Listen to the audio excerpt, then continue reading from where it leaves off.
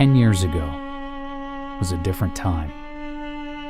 The economy was booming, 401ks were solid, and if asked, 8 out of 10 Americans wouldn't be able to define the word jihad.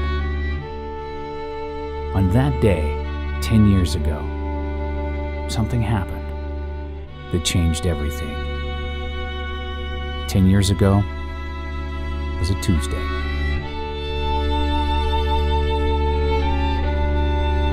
For most of us, our only connection to the events of that day was what we saw on television.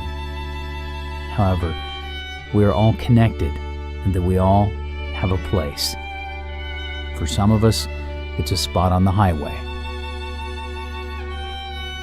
For others, it's in an office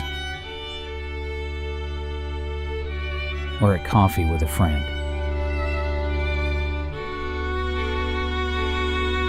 It's the place we will never forget. The place where we watched it happen 10 years ago. So here we are, 10 years later, still hurt, still angry, still trying to understand why.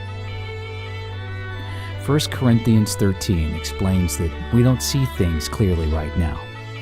In essence, we just won't be able to understand in this lifetime things like what happened 10 years ago. However, it goes on to say that one day we will see all things clearly. But until that day comes, we have 3 things to embrace to help us in our reconciliation: faith in God, unswerving hope, and love. And the greatest of the 3 is love. Through the shock and the horror, something else happened 10 years ago. Although the evil intentions appeared to be a success, our country embraced the complete opposite of what was intended. Instead of division, there was unity. Instead of confusion, there was clarity. And instead of falling apart, we banded together.